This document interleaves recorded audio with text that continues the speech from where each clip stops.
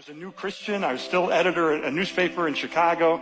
I was packing up to go home one day, and I felt the Holy Spirit in a very specific way nudging me to go into the business office of the newspaper and invite my atheist friend to come to Easter services at our church. So I went up to him. I said, "How you doing?" He said, "I'm doing great." I said, Easter's coming up." He said, "Stroh, well, I'm an atheist. I don't observe Easter. But Easter's when we remember the resurrection of Jesus." He said, "Well, he wasn't resurrected." I said, "Well, actually, there's good evidence he was." He looked at me and said, "I don't want to go to your stupid church." I went out and I thought, well, what's that all about? Why did I feel so specifically compelled to go and invite him to Easter services, talk about the resurrection? I shared the gospel with him, and he just shut me down.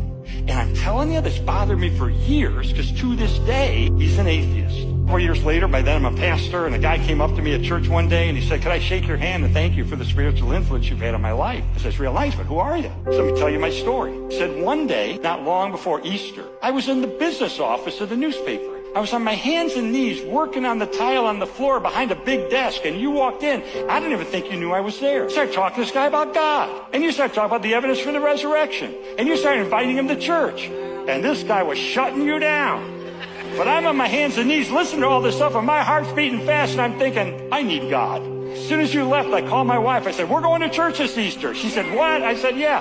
He said, "We came to your church at Easter. I came to faith. My wife came to faith, and our teenage son came to faith, and I just wanted to thank you."